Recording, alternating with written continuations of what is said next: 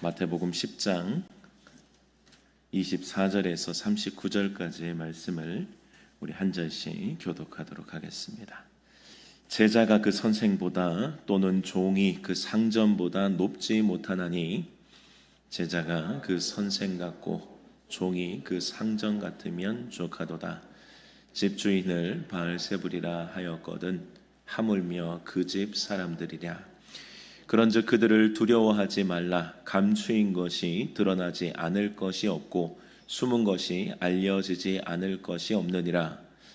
내가 너희에게 어두운 데서 이르는 것을 광명한 데서 말하며 너희가 귓속말로 듣는 것을 집 위에서 전파하라. 몸은 죽여도 영혼은 능히 죽이지 못하는 자들을 두려워하지 말고 오직 몸과 영혼을 능히 지옥에 멸하실 수 있는 이를 두려워하라. 참새 2마리가 한 아사리온에 팔리지 않느냐. 그러나 너희 아버지께서 허락하지 아니하시면 그 하나도 땅에 떨어지지 아니하리라. 너희에게는 머리털까지 다 세신 바 되었나니 두려워하지 말라. 너희는 많은 참새보다 귀하니라. 누구든지 사람 앞에서 나를 시인하면 나도 하늘에 계신 내 아버지 앞에서 그를 시인할 것이요 누구든지 사람 앞에서 나를 부인하면 나도 하늘에 계신 내 아버지 앞에서 그를 부인하리라. 내가 세상에 화평을 주러 온 줄로 생각하지 말라. 화평이 아니요 검을 주러 왔노라. 내가 온 것은 사람이 그 아버지와 딸이 어머니와 며느리가 시어머니와 불화하게 하려 함이니 사람의 원수가 자기 집안 식구리라. 아버지나 어머니를 나보다 더 사랑하는 자는 내게 합당하지 아니하고 아들이나 딸을 나보다 더 사랑하는 자도 내게 합당하지 아니하며 또 자기 십자가를 지고 나를 따르지 않는 자도 내게 합당하지 아니하니라. 자기 목숨을 얻는 자는 잃을 것이요 나를 위하여 자기 목숨을 잃는 자는 얻으리라. 아멘. 마태복음 10장을 우리가 함께 읽었습니다. 우리 마태복음 10장은 예수님께서 12제자를 파송하실 때에 하셨던 말씀입니다. 제자들을 부르시고 그들을 보내시는 장면. 예수님이 마지막 승천하실 때도 보내셨지만 또 함께 공생에 있을 때도 예수님은 제자들을 보내셨어요. 권능을 주어서 능력 주어서 보냈습니다. 특별히 우리 지난주에 나눈 것처럼 예수님은 먼저 그들에게 마음을 준비시키셨어요. 긍휼의 마음을. 사실 제일 어려운 것이 마음입니다. 마음이 어려워요. 저도 이제 이렇게 목회자들과 이렇게 만나서 함께 사역도 하고 이렇게 또 대화도 하고 하면은 이 중심 있는 분들이 저와 비슷한 어쨌든 조금 이제 그 주님을 향해서 나를 좀 던지면서 살아가는 이제 사역자들을 발견하는 것이 사실은 그렇게 막 쉽지는 않았던 것 같아요. 그래서 이제 제가 느꼈던 것은 기술은 많은데 중심이 없을 때가 참 난감했습니다.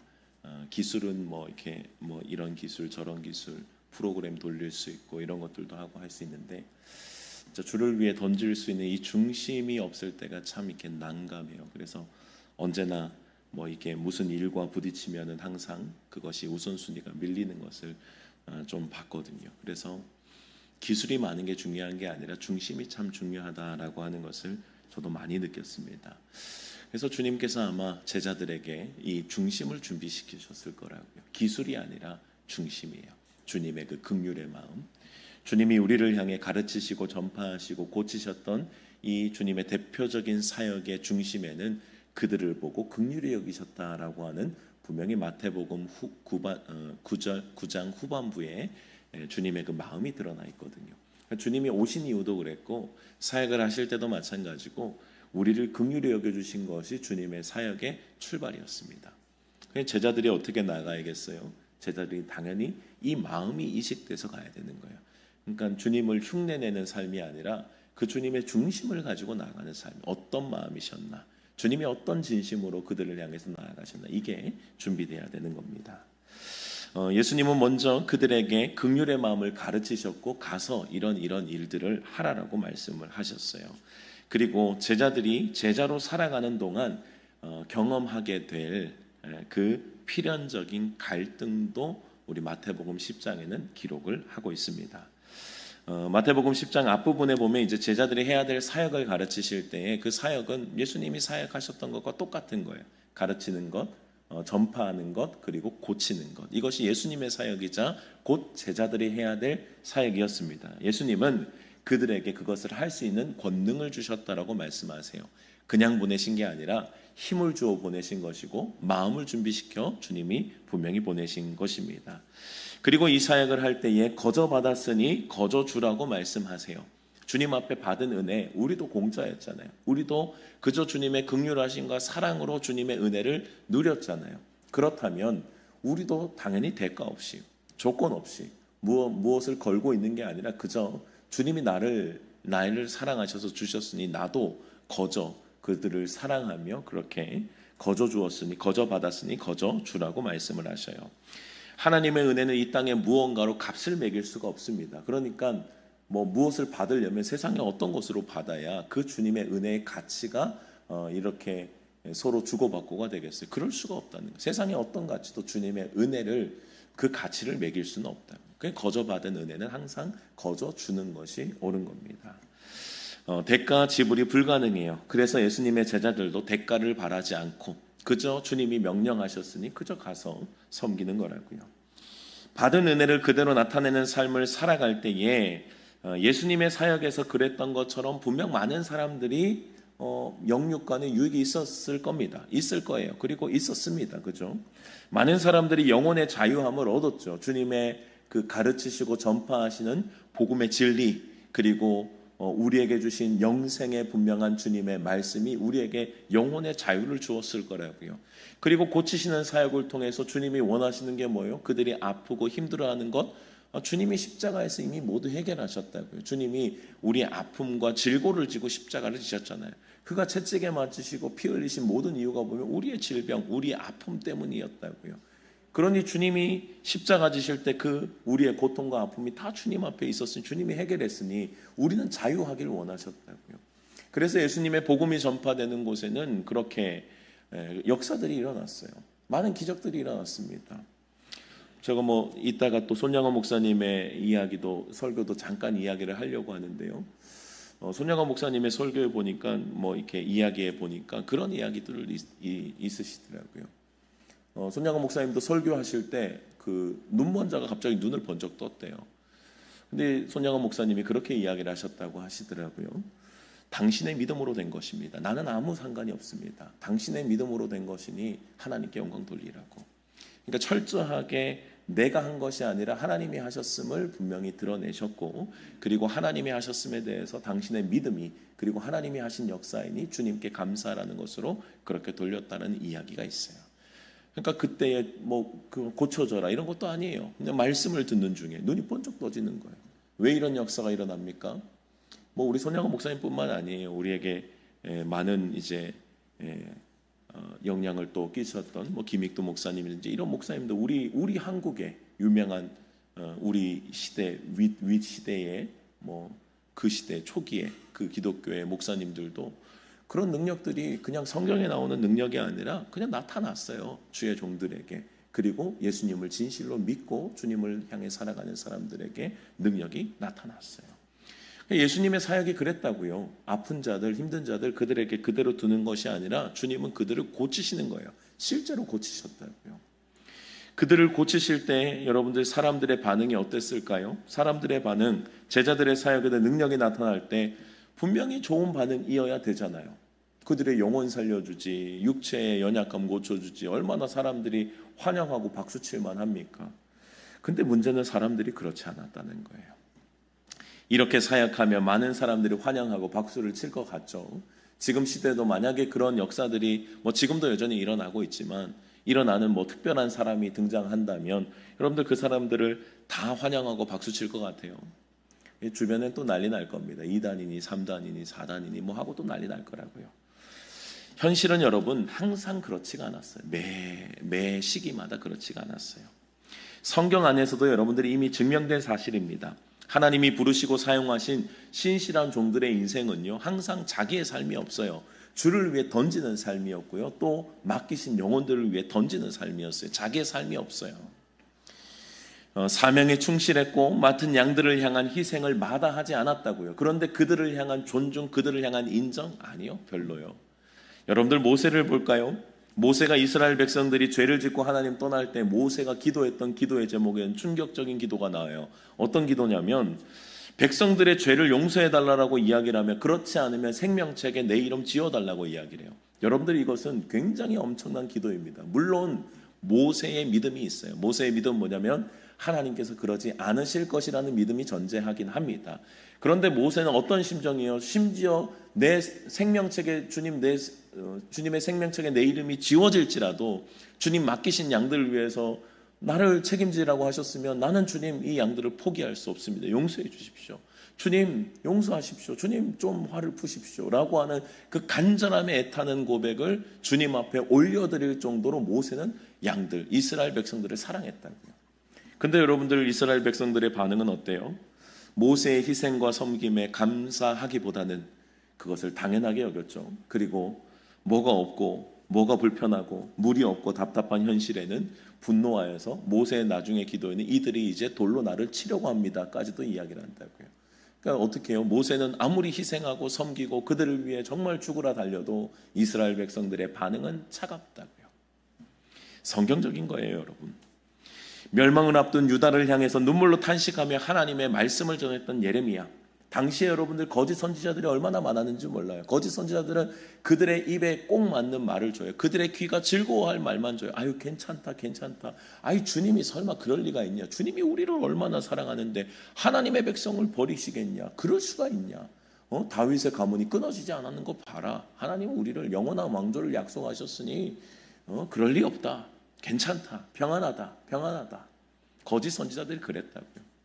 그리고 그들에게는 사람들이 박수치는 거예요. 참 말씀 잘 전했습니다. 당신 참 대단합니다. 역시 당신 참 우리가 참 듣기에 쏙 맞는 말씀을 잘 전합니다 하고 잘 대우해주고, 예레미야는 주님의 마음을 가지고 막 거칠게 말하는 거예요. 당신들 이제 큰일 났다고, 이제 멸망한다고, 하나님의 말씀으로 돌아와야 산다고, 어찌 이렇게 하면 살겠냐고. 눈물로 탄식하며 멸망을 앞둔 유다를 향해서 하나님의 음성을 그대로 전했을 때 그들의 반응은요, 때리는 거예요. 감옥에 가두는 거예요. 웅덩이에 집어넣는 겁니다. 예레미야는 그런 취급을 당하는 거예요. 여러분들 사도 바울은 어땠습니까? 사도 바울은 자신의 인생을 전체를 주와 복음을 위해 살았죠. 그는 결혼도 안 했어요. 주님을 만난 이후부터 그의 목표, 그의 목적지는 주님의 나라, 하나님의 나라의 영광을 위해서 앞에 뒤에 있었던 거 나 하나도 기억 안 하고 앞에서 분명히 주님께서 위에서 부르신 그 부름의 상을 위해서 나는 달려만 간다. 이게 사도 바울의 결단이고 고백이었거든요. 근데 고린도 후서를 보면요, 12장 15절의 말씀을 보면 이제 고린도 교회와 이제 주고받고 했던 그 편지의 내용이 있습니다. 근데 그들의 반응이 그 안타까운 교회의 그 아픔과 그 연약함들을 사도 바울이 정말 애절한 마음으로 편지를 쓰며 돌아오라, 고쳐라, 그러면 안 된다, 막 이렇게 편지를 쓰거든요. 근데 그들의 반응이 어떠냐면은 내가 너희 영혼을 위해서 크게 기뻐함으로 재물을 사용하고 또 내 자신까지도 내어주리니 너희를 더욱 사랑할수록 나는 사랑을 덜 받겠느냐라고 이야기를 해요. 이게 무슨 이야기냐면 나는 너희를 위해서 물질 희생하고 시간 희생하고 나는 내 권리 포기하면서 너희를 사랑하는데 너희는 나를 덜 사랑한다는 거예요. 사도 바울이 느꼈던 감정이에요. 사도 바울이 느꼈던 감정. 너희는 나를 존중하지 않는구나. 나는 너희를 위해서 정말 모든 것을 던지며 달려가고 있는데 너희의 반응은 그렇지 않구나 라고 하는 것을 사도 바울도 그것을 고백하고 있다고요. 고린도 교회는 바울을 의심하고 덜 사랑하는 거예요. 여러분들 이상한 일이 아니에요. 제자는 원래 그렇습니다. 오늘 주님의 말씀처럼 제자는 원래 그런 거예요. 저도 이것을 참 많이 경험하며 살아가게 됩니다. 목회자로 살아가면서도 이런 것을 참 많이 경험하게 돼요. 희생하고 다 내가 쏟으면 나 알아주겠지? 아니요, 그렇지 않아요.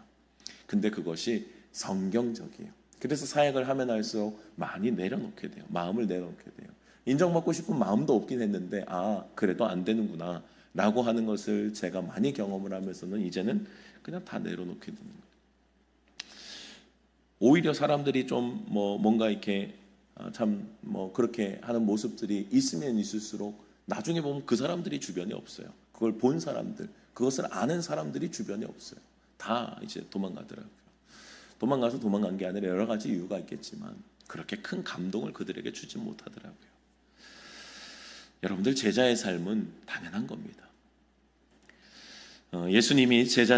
제자가 예수님을 따를 때에 예수님보다 더 편한 길을 기대할 수 없다라고 말해요. 그것이 오늘 우리가 읽었던 24절, 25절, 제자가 그 선생보다 또는 종이 그 상전보다 높지 못하나니라고 하는 말씀의 의미입니다. 제자가 예수님을 따를 때에 예수님보다 더 편한 길을 기대하겠느냐라는 말입니다. 예수님이 거절당했다면 제자도 거절당한다는 거예요. 예수님이 오해받으셨다면 제자도 당연히 오해받는다는 거예요. 예수님이 오해받으시고 예수님이 핍박당하시고 예수님이 그렇게 당하셨는데 제자들이 뭐라고 그걸 안 당합니까? 당연히 그거 당하죠. 예수님이 바알세불이라는 모욕을 받으셨다면 제자들도 세상에서 왜곡된 평가를 받을 수밖에 없다고요. 다 우리를 박수치고 환영하는 게 아니라는 겁니다. 그럼에도 예수님께서 제자들에게 분명하게 말씀하신 것이 있어요. 두려워하지 말아라. 두려워하지 말아라. 주님은 우리에게 제자들이 갈 핍박과 미움 다 예고하셔요. 너희는 대접 못 받는다. 포기해라. 너희가 그렇게 인정받을 리가 없다. 인정받는 그 자리가 아니라 나처럼 모욕당할 것이고 나처럼 바알세불이라는 이야기 들을 것이고 나처럼 분명히 그 고난의 길을 걷게 될 것이다. 그런데 주님의 약속의 말씀은요, 그럼에도 두려워하지 말래요. 오늘 본문에서 예수님이 두려워하지 말라고 하신 이야기가요, 세 가지 두려워하지 말라라고 반복해서 이야기를 하시거든요. 먼저 첫 번째 두려워하지 말라라고 하신 이유를 보면요, 먼저는 감추인 것이 드러나지 않을 것이 없대요. 숨은 것이 알려지지 않을 것이 없대요. 이 주님의 말씀입니다. 여러분들, 지금은 제자들을 오해하고 비난할 수 있어요. 그러나 결국 진실은 드러나게 되는 거예요. 여러분들, 우리 모세도 마찬가지죠. 모세도 그 당시에는 인정을 못 받았던 사람이 언제 인정받아요? 후대에 인정을 받는 거예요. 그 당대에는요, 여러분, 모세는 이것도 뭐 부족하고 저것도 뭐 어쩌고 저쩌고 뭐 그런 이야기를 많이 해요. 그러나 시간이 훨씬 지나서 나중에 이스라엘 백성들에게 모세는 우리에게 위대한 지도자였다라고 고백하게 되는 거예요. 시간이 결국은 진실이 언제나 드러날 때가 있는 겁니다. 여러분들, 우리가 바울의 시대에 살았다면 어떻게 했어요? 바울을 다 존중하고 막 대단한 사람이라 그랬겠어요? 바울은 여러분들, 우리 성경 안에서도 비중이 너무 큰 사람이에요. 성경 안에 비중이 이렇게 큰 사람을 만약에 동시대에 만나서 살았다면 당신 같은 사람이 없고 막 옆에서 붙어서 어떻게든 그의 말을 들으려고 막 우리가 지금 마음으로 가면은 막 붙어가지고 뭐 어떻게든 그의 말씀을 듣고 또 그의 삶을 따라가려고 하지 않겠습니까? 근데 여러분들, 그 시대에 있던 사람들은 아니라니까요. 고린도 교회를 보세요. 고린도 교회는 막 글을 말은 편지는 잘 쓰는 것 같은데 글은 괜찮은 것 같은데 말은 시원치 않다 막 그러면서 바울을 어떻게든 흠잡으려고, 저 사도가 맞나? 저 권리 포기하는 걸 보면서 저 괜히 사도가 아니라서 저런 거 아니야? 그러면서 괜히 흠잡으려고 한다. 여러분들, 이 시대도 마찬가지입니다. 만약에 그럴 리는 없겠지만 뭐 그렇다고 이제 하나님의 말씀이 이미 우리가 정경화가 되어 있지만 정말 큰 영향을 줄, 정말 하나님을 사랑하는 정말 하나님의 사람이 있다라고 쳐보죠. 그 사람 다 인정할 것 같으세요, 여러분? 어디에서는 또 저 사람이 뭐 어땠다 저땠다 그 사람을 왜곡하고 비난하기 바쁠 겁니다. 바쁠 거. 2단이다 3단이다 그러면서. 여러분들, 그럼에도 불구하고 어때요? 시간이 지나면 진실은 드러나게 돼 있는 거예요. 하나님의 사람은 하나님께서 드러내십니다. 그러니 주님은 두려워하지 말라라고 이야기를 해요. 여러분들, 우리가 예수님의 제자가 하는 일이 뭐예요? 가르치고 전파하고 고치는 사역이잖아요. 주님의 말씀 전하는 사역이라고요. 우리가 복음을 전할 때 어떠합니까? 우리의 진심은요, 당연히 그래야 돼요. 우리의 진심은 뭐예요? 우리가 필요해서 그 사람들을 데려와요. 여러분들, 그러면 교회가 되지 못해요. 진짜 복음을 가진 자는 우리가 필요하니까 당신이 와라가 아니에요. 당신이 필요하니 가지라는 거예요. 우리가 교회에 초청하고 복음을 전할 때도 어떤 마음이어야 돼요? 우리 교회 좋은 교회, 하나님의 가장 기뻐하시는 교회로 걸어가는 교회니 당신의 영혼을 위해서, 당신의 영혼의 유익을 위해서 여기 와서 신앙생활을 하라고 우리는 권면하는 거예요. 살아계신 주님이 이 교회에서 예배에서 역사하시니 와서 보라는 거예요. 와서 주님의 말씀 안에서 당신의 영혼이 살라는 거예요. 이게 전도예요, 여러분. 우리가 필요해서 우리 자리가 이렇게 많이 비어있으니 와보라고요. 여러분들, 그건 전도가 아니에요. 사람 채우기죠. 기업이랑 뭐가 다릅니까? 기업의 실적 쌓기와 뭐가 다르냐고요. 그들의 영혼이 유익하기 때문에 이 자리에 있어야 되고 우리는 그것을 전도라고 하는 거라고요. 그들에게 그 진심을 전할 때 그들의 마음은 어때요? 우리의 마음은 어때요? 이 진심이어야 하고 이 진심으로 전하는 거예요. 당신의 영혼의 유익을 위해서, 당신의 영혼이 정말 주님의 나라를 걸어가기 위해서 우리 교회 그리고 또 주님을 만나시라고 우리는 그렇게 전해요. 근데 듣는 사람들은 어떻게 듣습니까? 내가 주님과 행복한 것처럼 당신이 행복하십시오라는 이 초대의 이 음성을 그대로 듣지 않잖아요. 초대 받는 사람들은 이 진심 다 알아주지 않습니다. 우리를 이상하게 생각하고 뭐 없고 뭐 연약하고 초라한 교회 왜 우리한테 오라고 그러냐 이런 이야기를 한다고요. 이상한 목적이 있는 사람처럼 왜곡하며 생각한다고요. 그러나 여러분, 복음을 전할 때 우리의 진심도 마찬가지예요. 때가 되면 다 드러나게 되어 있습니다. 우리가 진짜 진심이었다는 것, 당신을 위한 진심이었다는 것, 당신을 위한 진심이었다는 것이 언젠가는 드러나게 되어 있는 거예요. 이 땅에서 드러나지 않으면 하나님의 심판 때에도 분명히 드러납니다. 그러나 여러분들, 우리가 가지고 있는 진리가 분명할수록 어때요? 두려워하지 말아야 돼요. 그러니까 내가 가진 것에 확신이 있어야 된다고요. 내가 가진 것에 확신이 있으면 두렵지 않아요. 내가 가진 것이 진짜인데 뭐, 내가 가진 것이 사실인데 뭐, 내가 그 사람을 속이는 것이 아니라 내가 가진 것이 진짜 내가 알고 있는 최고의 진리라면 그 진리를 이야기를 할 때 당당한 거예요. 지금 당장 오해를 받는다고 할지라도 뭐가 문제입니까? 진리는 진리일 뿐이에요. 언젠가는 드러나게 된다고요. 그러므로 두려워해서는 안 된다고요. 확신을 가지고 진심으로 복음 증거하고 예수님의 제자의 삶을 선택할 수 있어야 된다라고 주님이 말씀하는 겁니다. 주님이 두 번째 두려워하지 말아야 된다라고 말씀하신 이유가 있어요. 두 번째 이유는요, 사람은 해봐야 몸 죽입니다.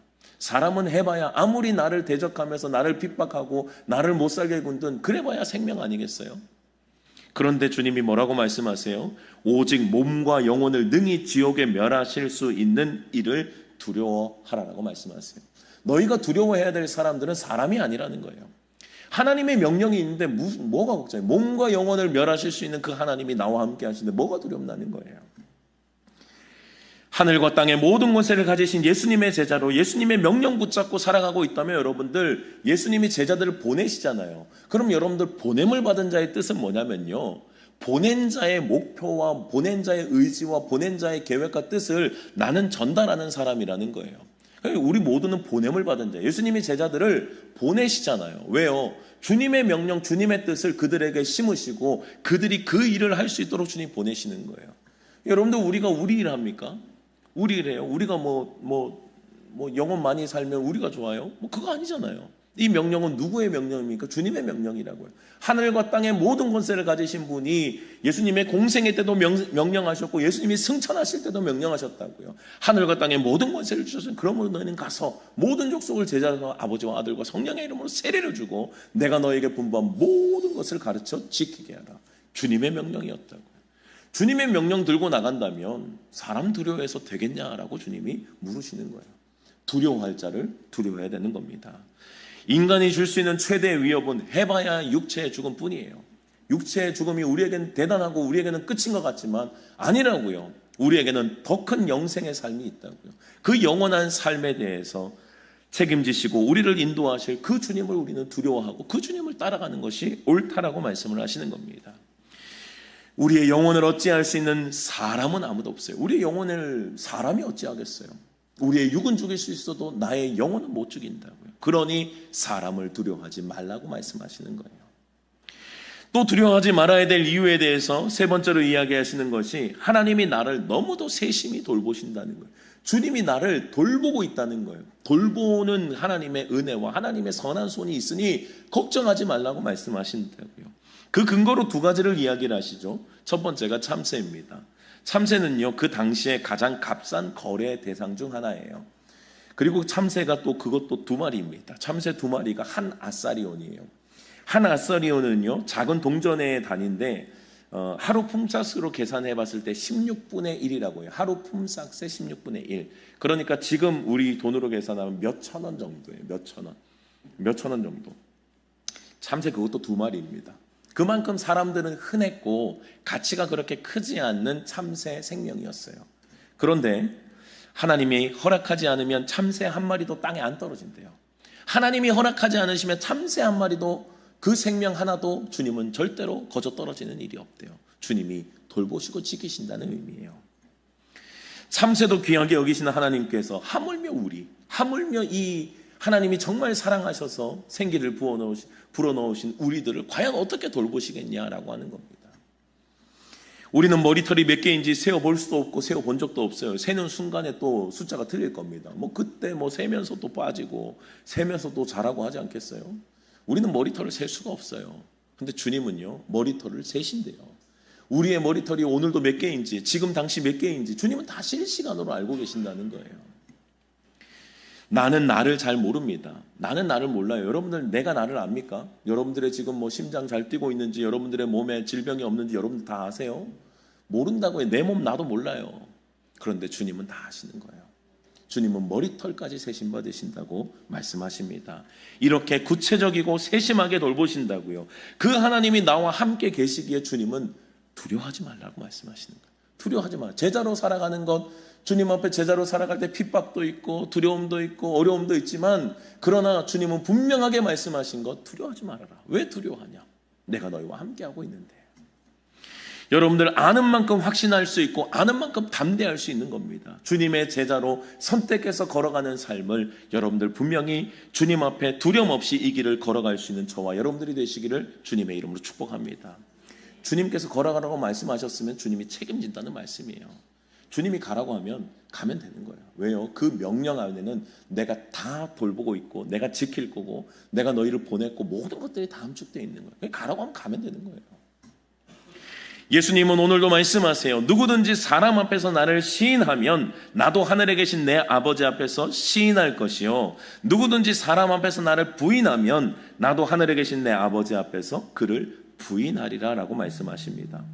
여러분들 여기서 시인한다는 표현은요, 마음속으로 믿는 정도가 아닙니다. 나는 믿어요 주님, 그러나 표현은 못하는 거 죄송해요, 이런 수준이 아니에요. 그냥 드러내는 거예요. 내가 예수 믿는 사람임을, 내가 주님과 함께 영생을 살아가고 있는 사람이고 나는 그분 앞에 내 인생을 던진 사람임을 그저 부끄럽지 않게 사람들 앞에 드러내는 겁니다.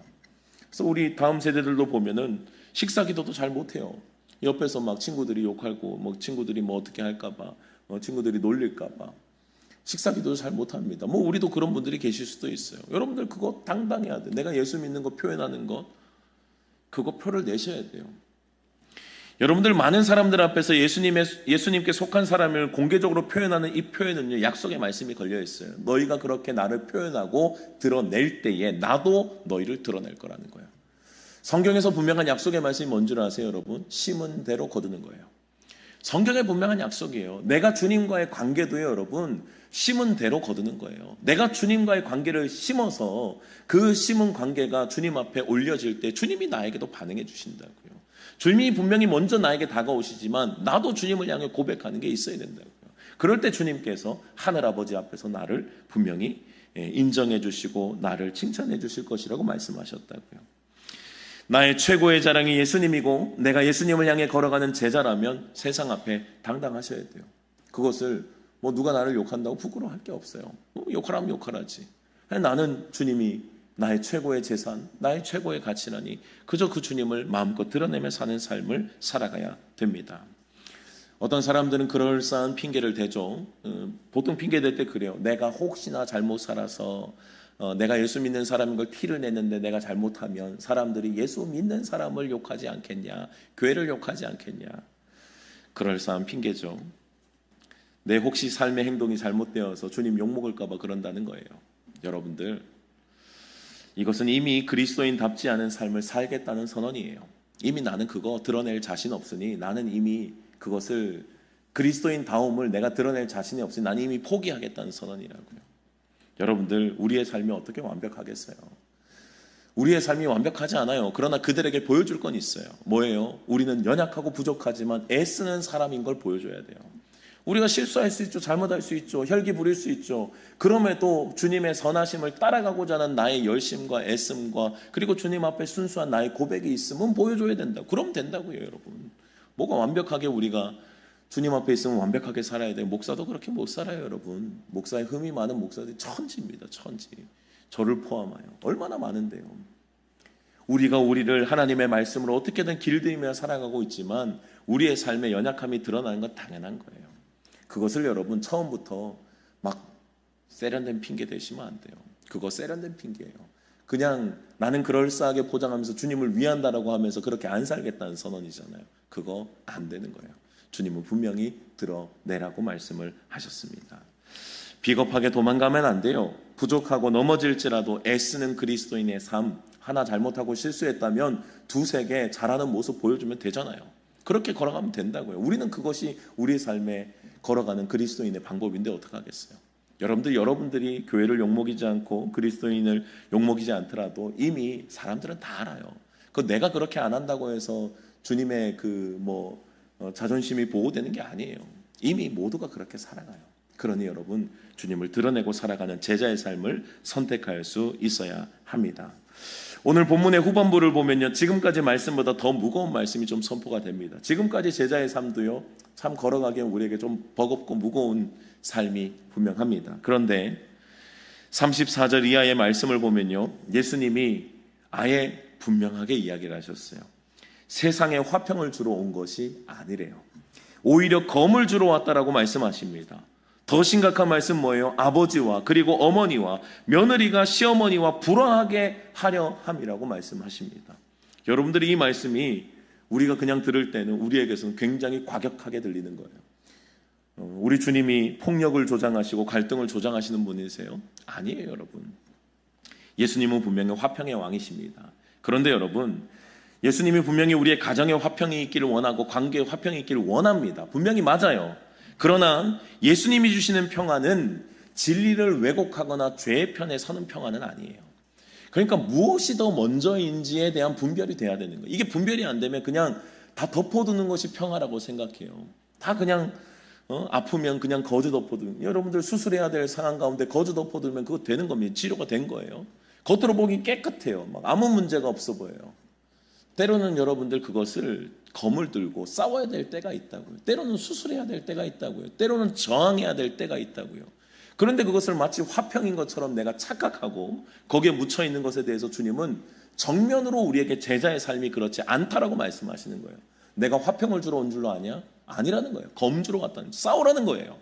주님이 검을 주러 왔다는 것은 치열한 영적 싸움을 의미하고 있다고. 영적 싸움을 하지 않는 그리스도인, 영적 싸움을 하지 않는 제자 없어요, 여러분. 화평이라는 이름 가운데 제자의 길을 포기하면 안 된다고요. 속으면 안 돼요. 제자의 길을 걸어가는 것은 치열한 싸움이 있어요. 우리를 불편해하는 자들이 있다고요. 가장 가까운 데서부터 우리의 불편함을 표현합니다. 너 왜 그렇게 안 하다가 갑자기 교회에서 시간을 보내냐? 갑자기 왜 또 뭘 더 충성을 하냐? 그렇다고 집에서 대단한 할 일이 있는 것도 아니에요. 그냥 그게 싫은 거예요. 뭐예요? 전쟁이 시작되는 거예요. 전쟁이 시작된다고요. 근데 그걸 모르고 화평을 위해서 내가 좀 맞춰줘야지. 교회 집에 분란이 없기 위해서는 그래도 내가 어쩔 수 없지 하고 이제 자꾸 그 맞춰주기 시작해요. 그럼 여러분들 결국엔 결론은 뭔 줄 아세요? 내 제자의 삶을 내어놓아야 돼요. 그냥 그들이 원하는 것, 그들이 그것을 원하진 않겠죠. 이게 영적인 일이니까요. 근데 그들이 원하는 결론은 뭐냐면요, 당신 제자의 삶을 살지 말라는 거예요. 당신 제자로 걸어가지 말라는 거예요. 그냥 우리처럼 세상 가운데 살자는 거예요. 그러면 화평하다는 거예요. 그게 화평이에요, 여러분? 절대로 화평이 될 수가 없는 거예요. 그래서 주님은 검을 주러 왔다라고 하고, 가족 간에 때로는 그러한 심각한 아픔과 분란과 싸움이 우리에게 있을 수 있다는 거예요. 그럴 수 있죠. 주님보다 앞설 수 있는 게 없으니까 싸워야 되는 거예요. 때로는 전쟁이 필요합니다. 제자의 삶에 사람과의 관계를 하나님보다 더 우선하는 평화는 있을 수 없다고요. 그거는 화평이 아니에요. 거짓 평화입니다. 주님이 분명히 말씀하신 멸망의 길을 걸어가고 있는데 선지자가 이야기를 그럴 리가 없다. 그럴 리가 있냐. 괜찮다. 주님이 우리를 향해 그럴 리가 있냐. 주님은 좋으신 주님이시고 우리를 사랑하시고 우리의 민족의 하나님이신데 그럴 리가 있냐. 가짜 평화예요, 여러분. 그들의 입맛에 좋은 것을 던진다고 해서 여러분들 그게 다 좋은 게 아니라, 때로는 입에 쓴 것이 우리의 몸에 좋은 것처럼 주님께서는 때로는 우리에게 그 전쟁을 요구하실 때가 있다고요. 그것을 화평이라는 이름으로 도망가면 안 돼요. 여러분들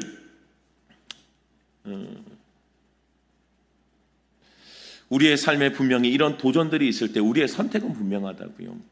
물론 가족이 소중하죠. 성경도 가족 사랑을 부인하지 않죠. 그러나 예수님의 말씀은요, 가장 가까운 가족조차도 예수님의 제자로 살아가는 삶보다 앞설 수 없다라고 주님이 선언하시는 거예요. 복음은 어떤 세상의 관계보다 분명한 우선순위를 가져야 함을 우리에게 분명히 가르치시고 말씀하고 계시다고. 어떤 것도 타협이 안 돼요. 가족은 타협이 안 돼요. 화평을 깨뜨리지 않기 위해서 기꺼이 하나님의 사랑하는 삶을 포기해서는 안 된다고요. 37절 그 이하는 말씀하세요. 아버지나 어머니를 나보다 더 사랑하는 자 내게 합당하지 않대요. 아들이나 딸을 나보다 더 사랑하는 자 내게 합당하지 않대요. 이게 제자예요, 여러분. 이게 제자의 삶이라고요. 자기 십자가를 지고 나를 따르지 않는 자도 내게 합당하지 않다라고 분명히 선언하는 거예요. 주님이 말씀하신 말씀을 주님만 선택하라는 거예요.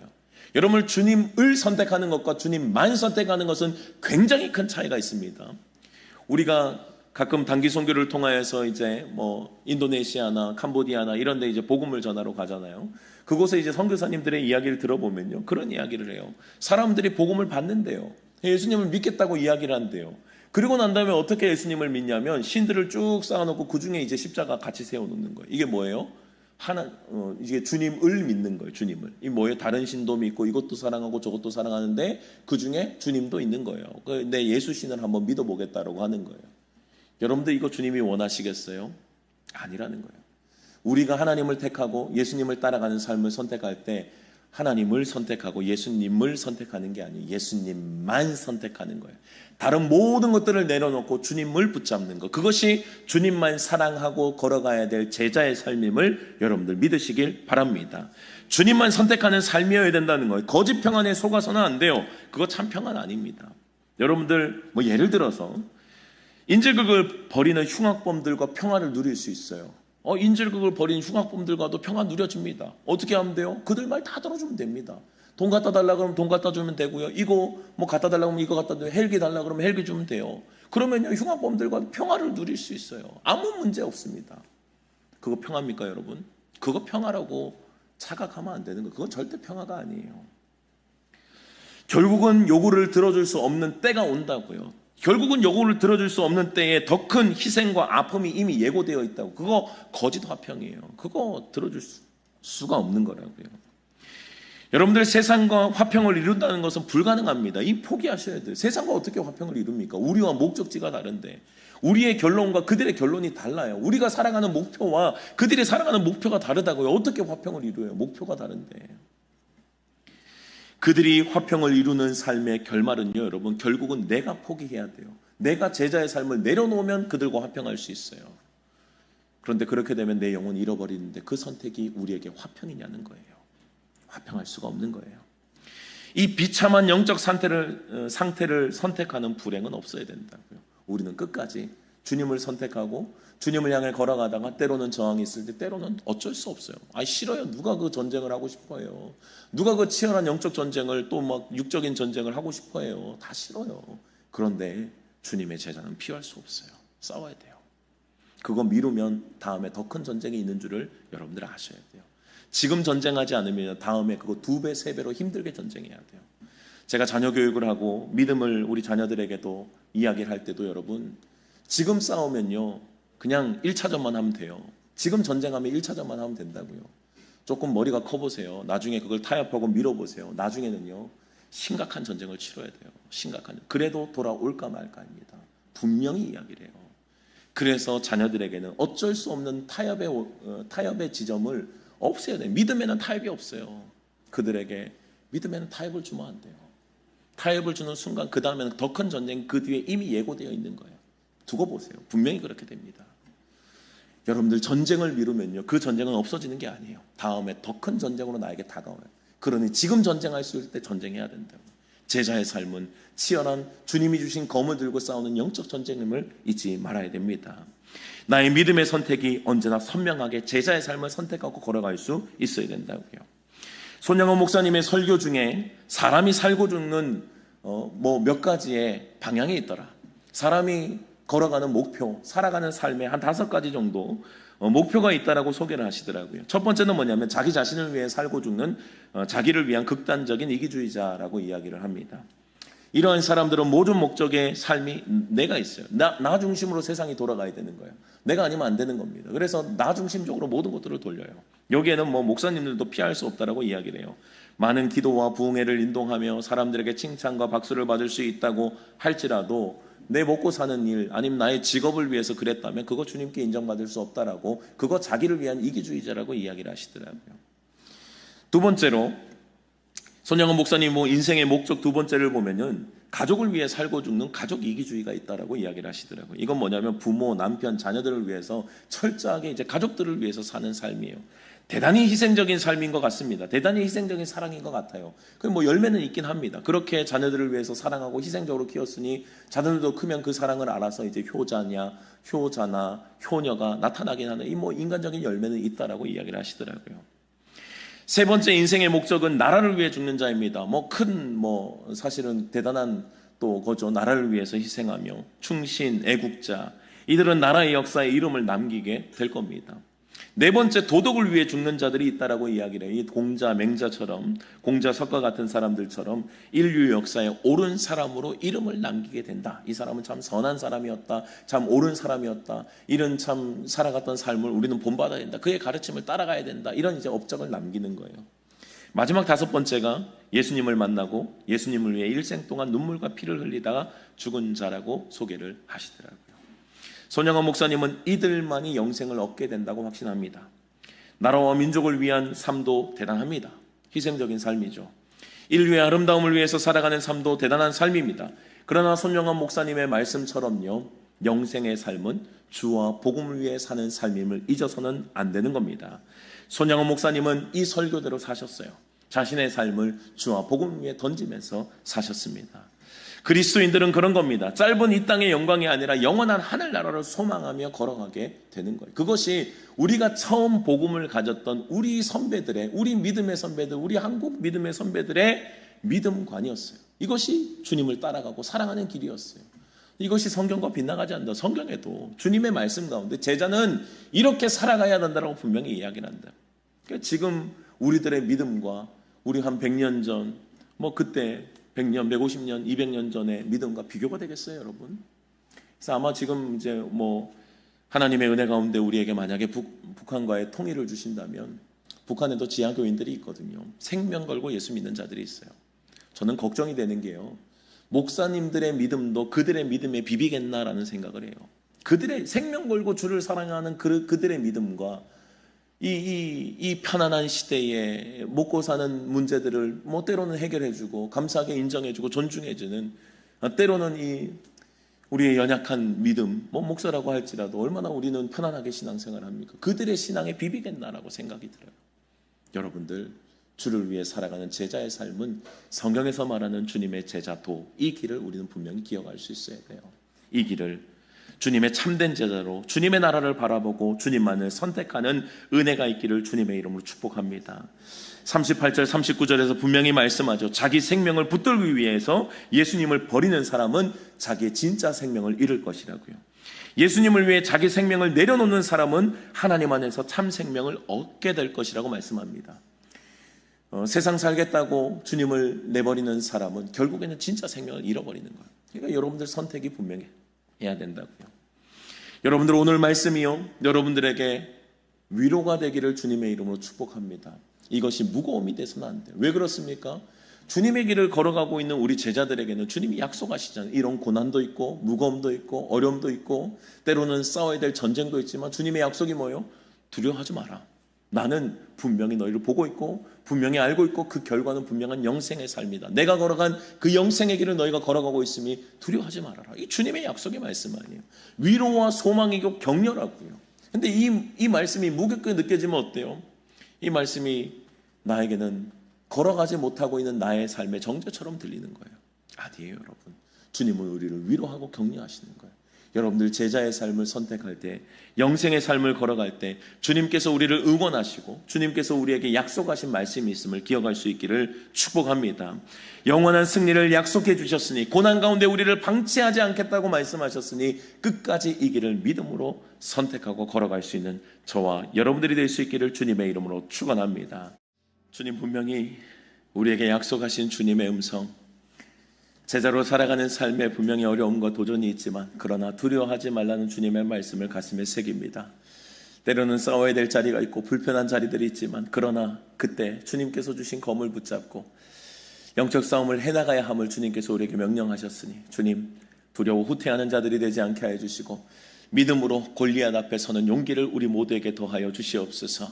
우리는 분명히 세상 앞에 설 때 초라하고 우리의 가진 것은 볼품없습니다. 그러나 주님의 이름으로 나아갈 때 주님은 승리를 약속하셨으니 끝까지 주님만 바라보고 믿음으로 승리할 수 있도록 은혜 베풀어 주시옵소서.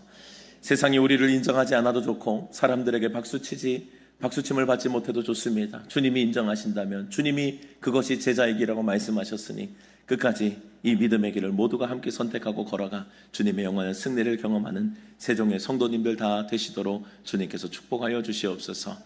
한 주간도 우리의 살아가는 삶의 자리들이 치열한 영적인 현장들이 참으로 많습니다. 하나님 깨어 있을 수 있도록 주님 도와주시고, 그 가운데서도 주님의 제자다움을 놓지 아니하고 기도하며 주님께서 주신 말씀과 또 검으로 싸워내며 주님께서 우리를 향하신 그 계획이 선명하게 우리의 삶에 펼쳐지는 축복의 자녀들이 다 되게 하여 주시옵소서.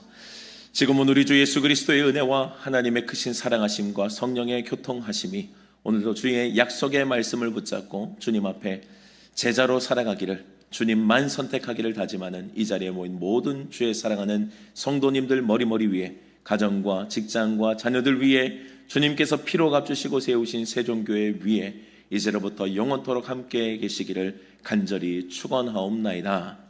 아멘.